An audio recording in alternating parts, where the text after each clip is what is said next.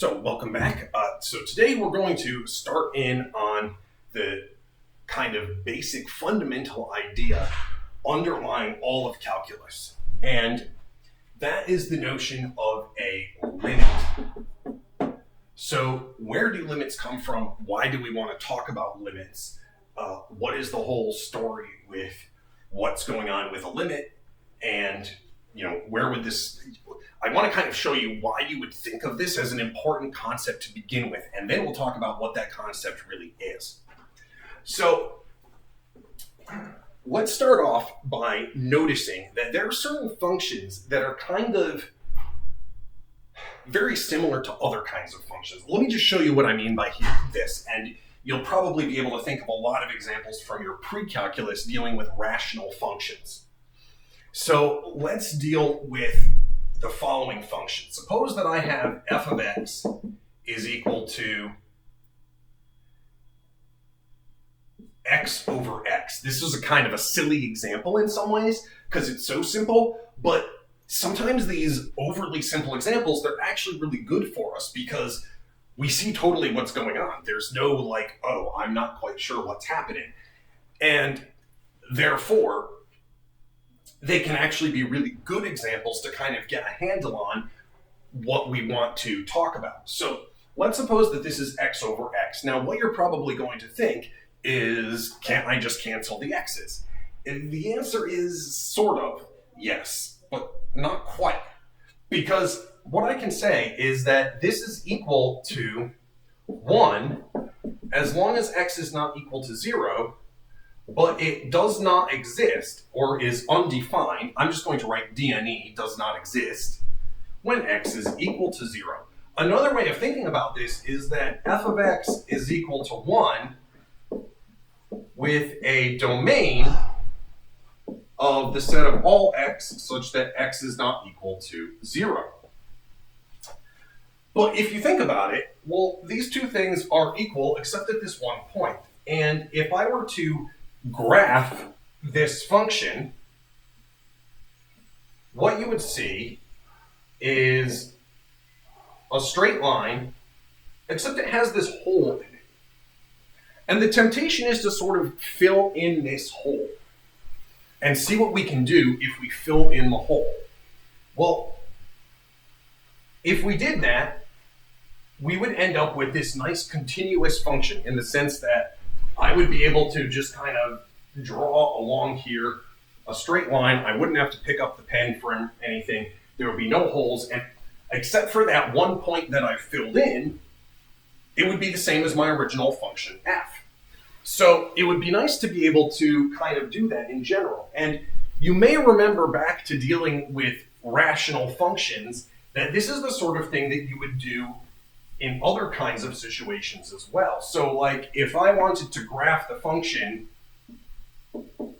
g of x is equal to x times x plus 2 divided by x plus 2, what I can do is I can start by actually graphing y equals x, then erase a point at x equals negative 2, because x equals negative 2 is not in the domain, but as long as x isn't negative 2, I can just cancel the numerator and the denominator factors out, and I'm left with just x. So what this thing is going to end up looking like is I start off by just graphing y equals x. And then to get g of x, I take this one point at negative 2 and I erase a little gap there. So once again, we see that this is an example of a function where we can sort of extend the function and just fill in a little hole. So this seems like kind of a neat little trick, but does it really have a lot of application? Does it come up in any real kinds of problems that we're thinking about in general? Well, before we see where this really comes up with, I do want to show you that there are other sorts of things that could happen. So for example, if I have something like this, where I say maybe g of x is equal to x over x plus 2, well, this is no longer going to have a nice little gap that I can fill in, because the problem is this is now going to have a vertical asymptote at -2. And what is this going to look like? Well, near this -2, it's going to have this kind of a shape, because it's going to be opposite signs on the right-hand side of -2 and same signs on the left-hand side of -2. So in this case, there is no little gap that I can just fill in. So one of the questions that we kind of have is, when does a given function end up with a gap that we can just kind of fill in? And how do we see what is going on in those situations? But are there any kinds of situations that we would encounter where it really matters, where we would just run into this question and need to answer it in order to answer something else? Well, the answer is definitely yes. And the way that this comes out, and this is kind of historically where this idea was first sort of looked at in a lot of ways, it has to do with rates of change. So I want to remind you that the average rate of change of a function f from a to b, this is f evaluated at b divided by f evaluated at b minus f evaluated at a, all divided by b minus a. Well, that's all well and good, except it is not well defined when b is equal to a. So that's sort of a problem. Maybe that's not too surprising, because we're talking about an average here. And an average rate of change only makes sense over a given interval. So, for instance, let's say that I'm driving my car somewhere, and I go 50 miles over a time period of 1 hour. Well, my average speed was 50 miles divided by 1 hour is 50 miles per hour. Okay, that's great. Maybe some other time I drive 120 miles in 3 hours. So then 120 miles divided by 3 hours, my average speed is 40 miles per hour. But what if I'm not so much interested in that? What if I'm not interested in the average speed anymore, or the average rate of change? What if instead I'm actually interested in how fast I'm going at a particular moment? Or in other words, how fast a function is changing at one particular value? Well, that's something a bit different. And how would I be able to go about doing this kind of thing? Well, the hope is that if we were to graph, like we pick a fixed A, so I fix A, and I allow B to vary. So now I can think of this average rate of change as a function of B. Can I fill in a gap? Can I fill in the gap where B is equal to A?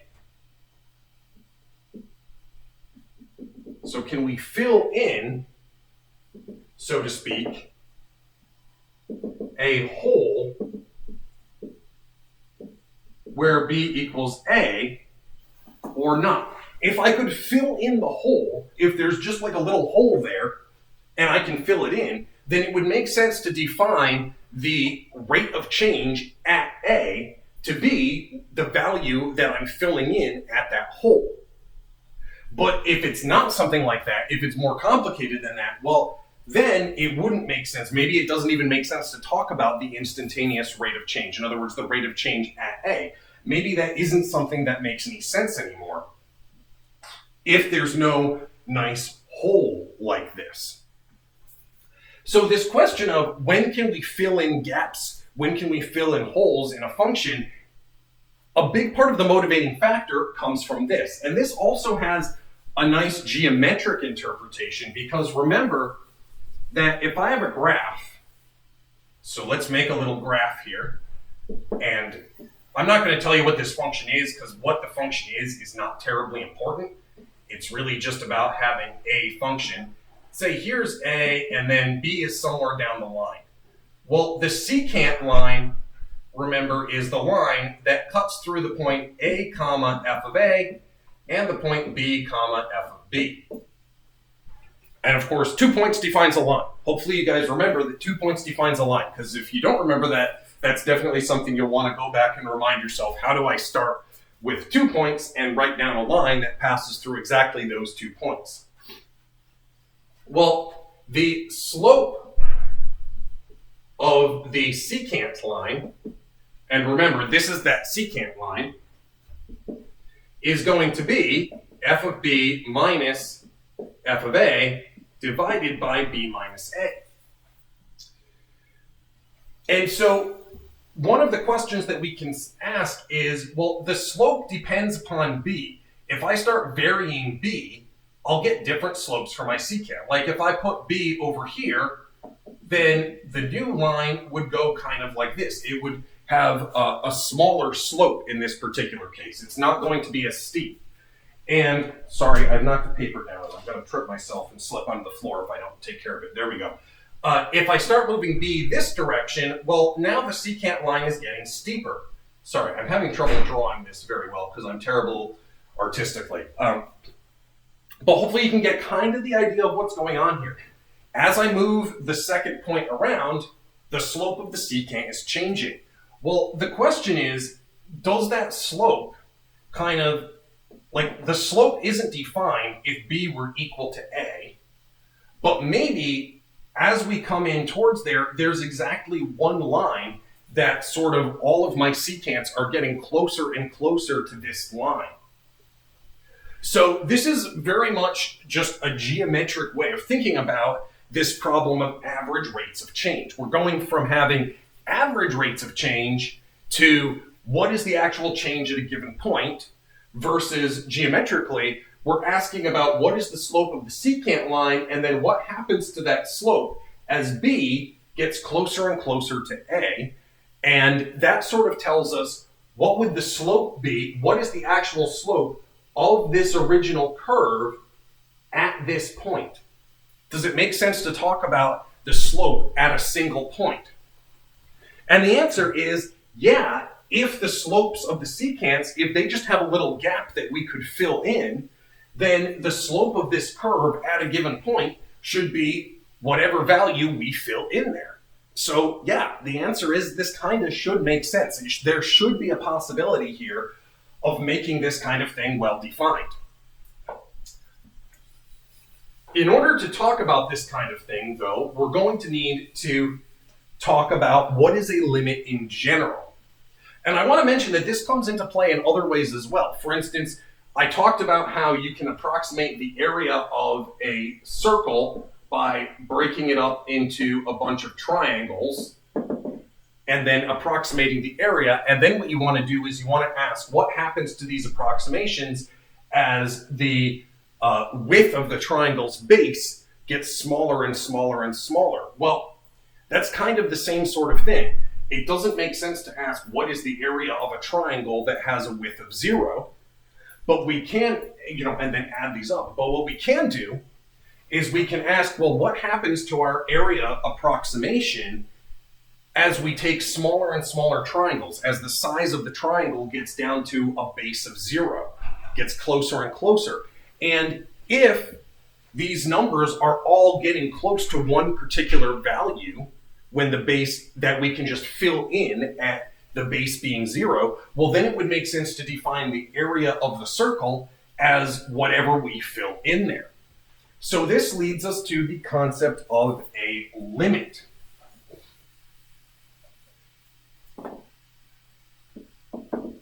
And we're going to start off with the intuitive definition. So we will say that the limit as x approaches a fixed point A of f of x is equal to L, and this is how we write it. We put LIM for the limit, We put the variable underneath and an arrow pointing to the spot that we are interested in. And then we put the function that we're studying over to the right. Or maybe it's not a function, maybe it's like an expression or something, but whatever it is we're studying, we put there. And then we say that is equal to L if as x gets close to A, f of x gets close to L and only L. In other words, are we getting closer and closer to L as we take x closer and closer to A? And graphically, what this kind of looks like, if I think about a picture of this sort of thing, well, on the graph, this means I'm asking, am I getting towards one particular point? Now notice, I'm not interested in what happens at A. Because that really isn't, whether the function is defined at A or not, or if it's defined what its value is, that's not really what I'm asking. We're ignoring what happens at A. We're just asking, around A, are we getting close to one particular point here? If so, that's what our limit should be. That would be my L here, if this is my y equals f of x.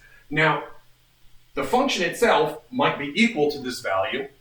It might be equal to a different value. It might not be defined at all. I'm not really interested in that. I'm just interested in the behavior of the function near this point.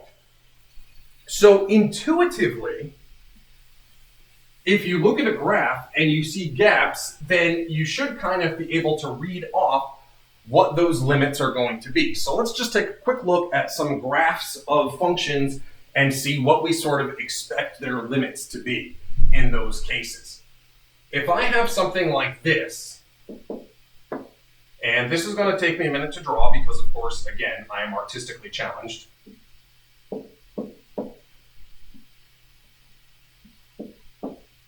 So let's suppose that I have this picture, and this is the point 2, 2. This is my y equals f of x. And I want to know what is the limit as x approaches 2 of f of x. Well, the answer is that I don't care what happens at 2. All I care about is what is this function doing as I get nearer and nearer to 2. And as I get near 2, there's this little hole here, and I'm getting closer and closer to that hole, which appears to me to be at a level of 3. So it looks to me like this limit should actually be 3.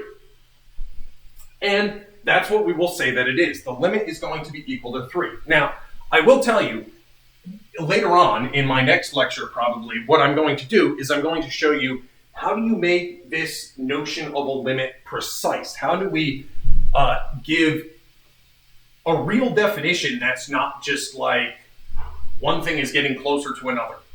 Because really, what I've said so far, it's not precise. It wouldn't be able to tell you definitively what the limit is. It's sort of an intuitive notion of a limit.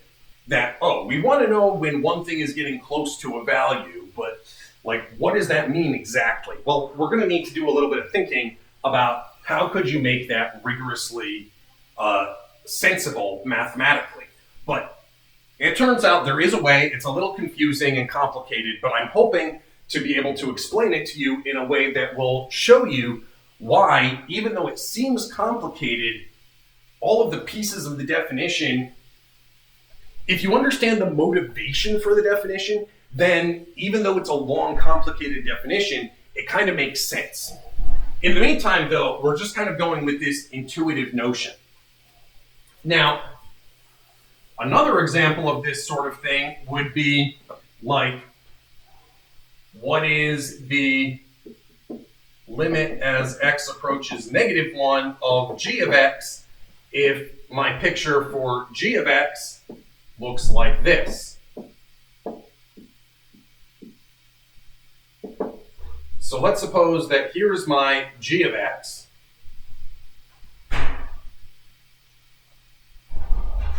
And let's suppose that it is not even defined at -1. But what I notice here is that it is approaching this little gap at -1, and therefore I'm going to say that it should be equal to the value of this gap. Well, this gap takes place at a level of 0, so the limit looks like it should be 0 to me. Again, as we get close to -1, g of x gets close to 0. That's what's going on here. That's why we say that's the limit. Now, the limit isn't necessarily always going to be something that is defined. For example, if I showed you something a bit different here, so let's suppose that I showed you this. Here's a graph of y equals h of x.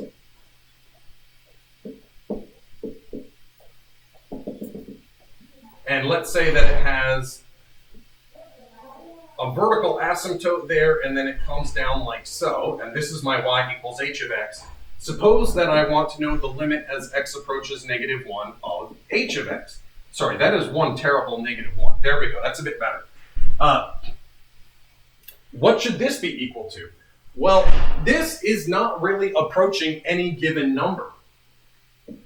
So this does not exist because it's not approaching one specific number. We can, as we will see later on, we can sort of say, well, it grows without any limitations. On both sides here, it's going up towards positive infinity. So we can sort of say that it is equal to infinity, but strictly speaking, infinity is not a real number. It's not part of the real number line, so technically this limit does not exist.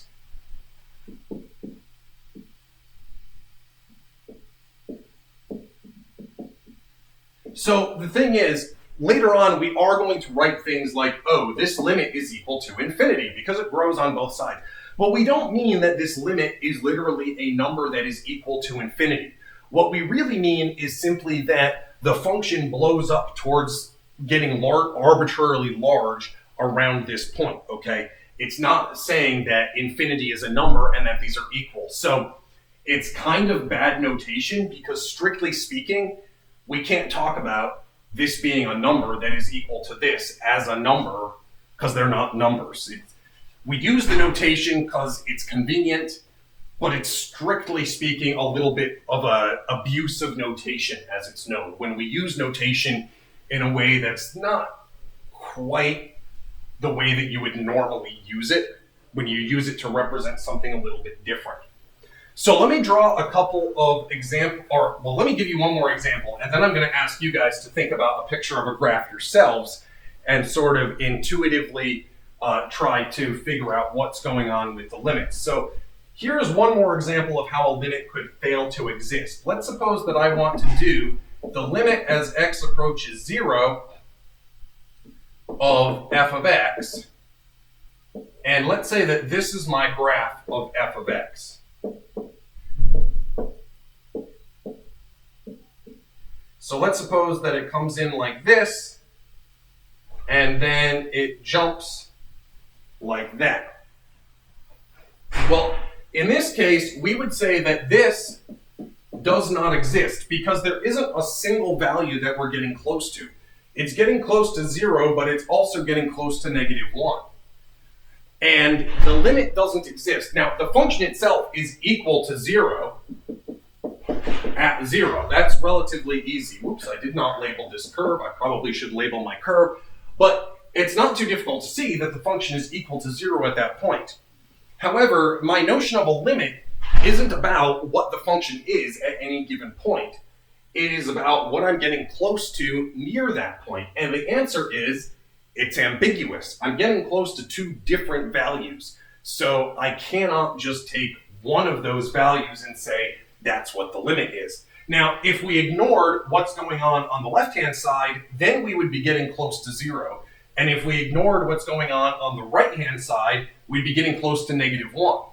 So the 0 and the -1, those are important values here, but they are not things that we're going to be specifically kind of thinking about as the limit itself. Now, later on, we will talk about limits from one side versus another side, And those are useful to think about, but the limit itself doesn't exist.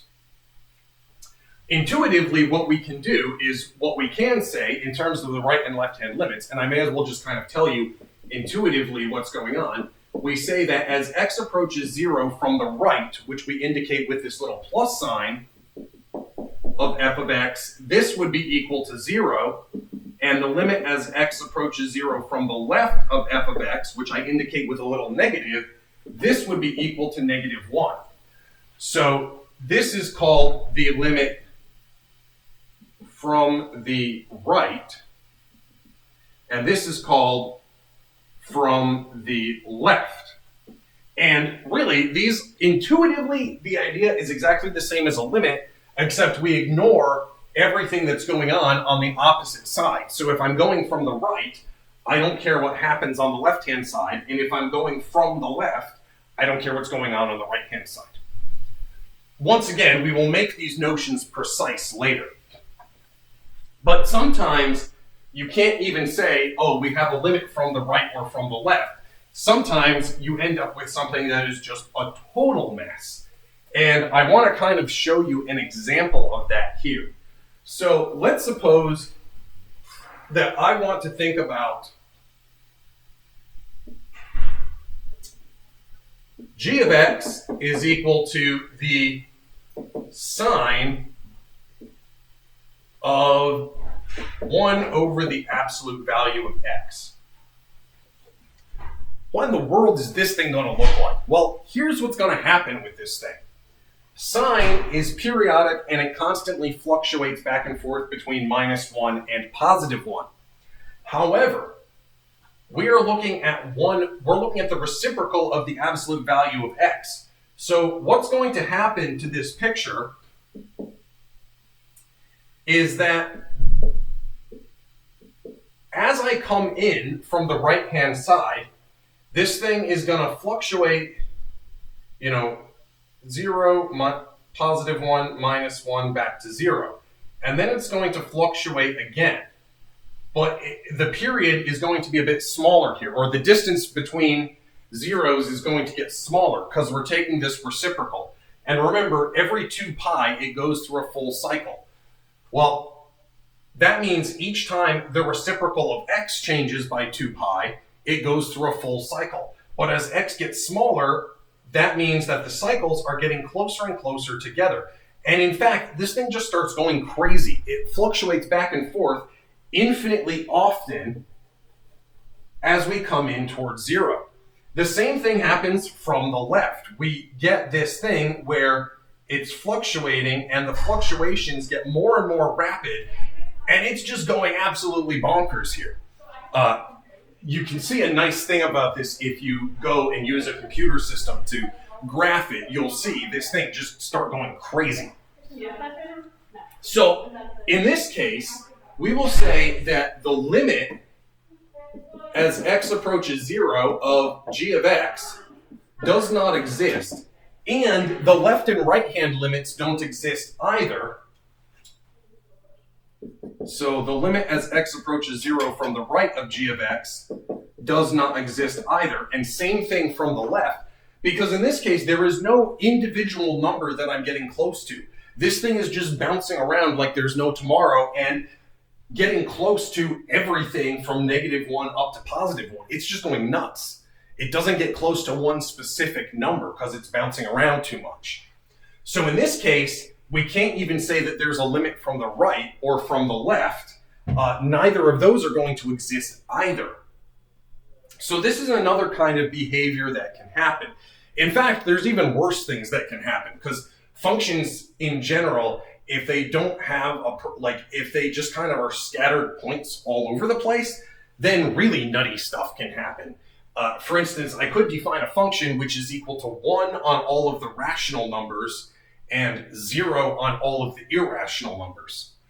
Well, then none of its limits are going to exist, because near any given point, it's going to be bouncing back and forth between zeros and ones. And so there's no individual number that it is getting close to. And thus, yeah, that would be an example where we would say that the limit is undefined as well.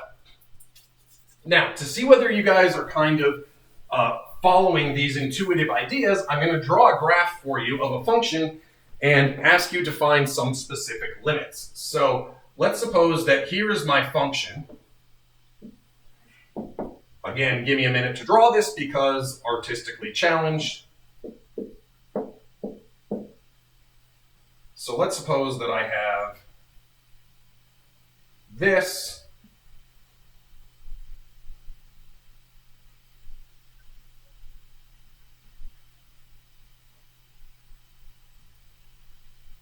And then let's suppose that I have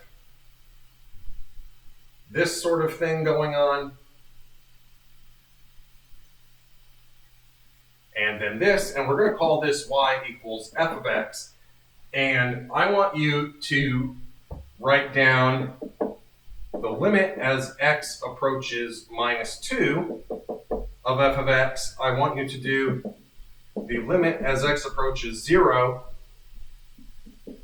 from the left, the limit as x approaches 0 from the right, and then we're going to do the limit as x approaches 2 from the left of f of x, and the limit as x approaches 0 from the right of f of x. All right, so pause this video for a couple of minutes here, and come back when you kind of feel like you figured this sort of thing out.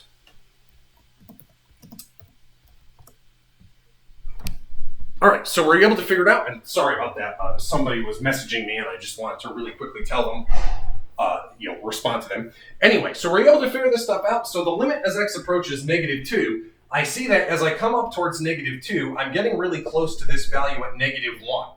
So this should be -1. At least that's my intuitive expectation. As we come in towards 0 from the left-hand side, it looks like I'm getting close to +1. Whereas from the right-hand side, it looks like we're getting close to +2. So this would actually be 1 from the left and 2 from the right. Now, one of the things that this does mean is that if I wanted the limit in general, rather than just going from the left side or the right side, the limit wouldn't exist. And that's because, well, we're getting close to 2 different numbers here. So which one should it be? Well, as we will see with the precise definition, that just doesn't make any sense. So one of the kind of things that you might notice from this is that in order for the limit to exist, the left and the right hand limits kind of have to exist, and they have to agree with each other as well. They've got to be the same number. That's what's going on at -2. Whether I come in from the left or the right, I'm approaching -1 in both cases. And as we will see, we can make that statement precise, that in order for a limit to exist, the limits on the left and the right have to exist, and they've got to agree with each other as well. All right, so what about the limit as x comes into 2 from the left? And notice this negative up here, it doesn't mean -2. It means +2, but we're looking at the left-hand side.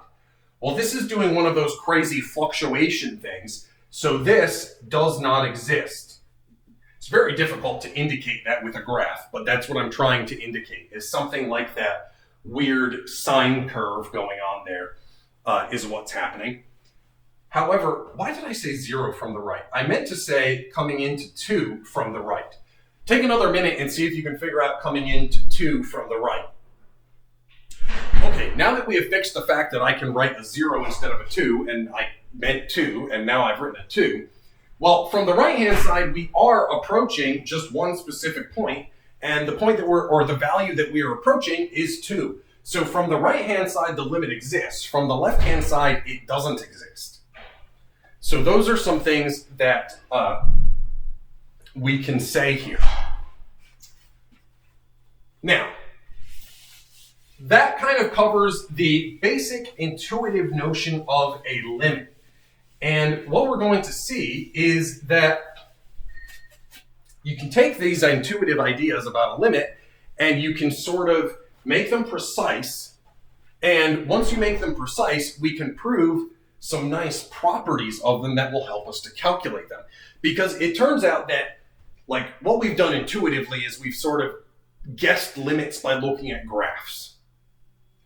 And we could also probably intuitively say something like, if two functions are equal, except at one specific point, then their limits at that point should be the same as well. For instance, the limit as x approaches -2 of x times x plus 2 over x plus 2, well, we should be able to just cancel these out and say that this is going to come out to be -2. Because if you look at the graph of this thing, this is that example that we already saw that looks just like y equals x, except with a gap in it at -2, -2.